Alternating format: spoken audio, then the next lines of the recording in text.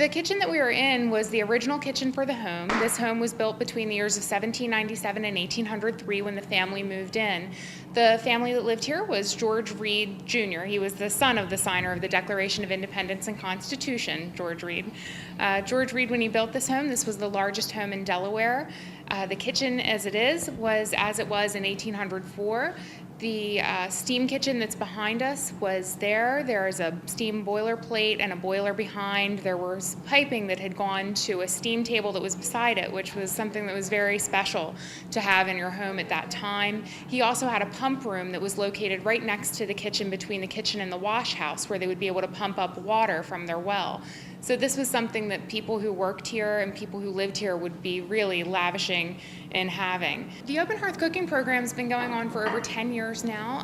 Every year we have a different menu and a different theme, and it's always exciting. It's always something that's busy. We have a lot of people who come from all over the tri-state area to come in for one day to cook with us. It starts about 8:30 in the morning and we cook until 1:30. Everyone sits down in our tap room beneath us that's actually decorated as it's a German Rathskeller that the last family that lived here put in the 1920s. But we do dine there, and everyone usually has a really good time. It's very hands-on. People have a chance to participate. They are working with the foods, baking, meats, vegetables, and fruits, so they really have a big role in making the meal, and so it's something that we all appreciate. But the rarebit you have to make at the end because you need it warm. Yeah. One of the ways that we process through making a menu is I take a look at, I usually pick the theme each year, and sometimes it comes from other participants that request it, and I will start looking at Mr. Reed's and Mrs. Reed's cookbooks that we have in our Delaware Historical Society collection in our archives. The Delaware Historical Society is very fortunate to own several cookbooks that are associated with the Reed family that built and lived in the Reed house. And what I've got out for us today are two in particular that have really close associations. This little book here, it's Recipes for Mrs. George Reed, Newcastle. We know it's 1813. That's about all we know about it. We don't know who created the book, and we don't know which Mrs. George Reed was the recipient of the book, because in 1813, the wife of George Reed II, Mary Thompson Reed, was still alive, and by then also George's son, George III, had married. So who knows which of these Mrs. George Reeds received the book. On the other hand, the Reed house also was a house where Mrs. Reed, whichever Mrs. Reed we're talking about, was not herself doing much cooking. There were servants who did the actual cooking. But probably if Mrs. Reed wanted to use one of these recipes, she would perhaps copy it out for the cook, but perhaps the cook did not know how to read, which would be the case then, frequently, because literacy was not universal. She would probably tell the cook how to make it, or maybe walk her through it the first time. The other book that I have here is even more interesting.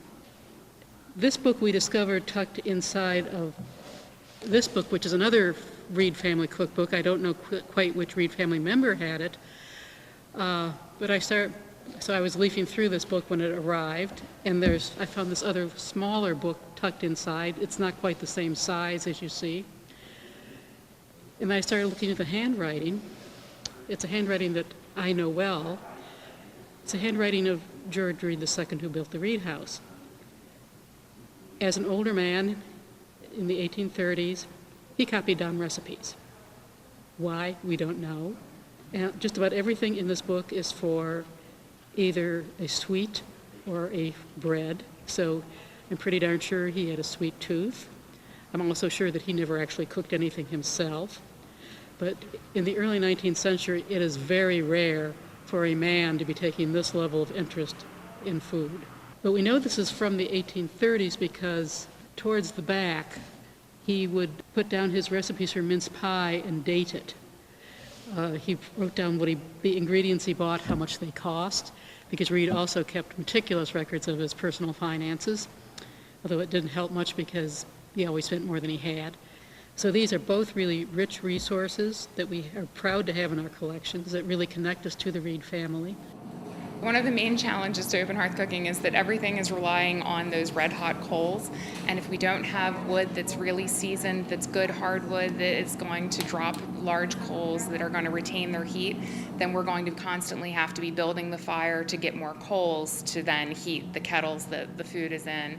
And if we don't have that heat, then we're not going to have the food done in time. So we're looking to have things done by around 1 o'clock in the afternoon, so we have to have a really big hot fire and lots of red hot coals to work with. People are very excited. After the first time, they have a big sense of accomplishment that they have completed all of these recipes. A lot of recipes I won't translate into modern language, so they have to figure things out, figure out their measurements, and some of the writing and the text, when it gets transcribed, you might not be able to read a portion of it, so you leave a blank. And they're looking at the original manuscript and saying, oh, well, what does this mean? And okay, I think we need to add more flour, and making something out of a question. I think that the program is just growing. It seems that we've had 3 workshops before, and now we're moving on to 4 workshops. It's something that people from the public really want, and I think people like hands-on workshops where they get to experience history firsthand, and I'm excited to be able to offer them the opportunity here at the Reed House, and I hope we get to continue.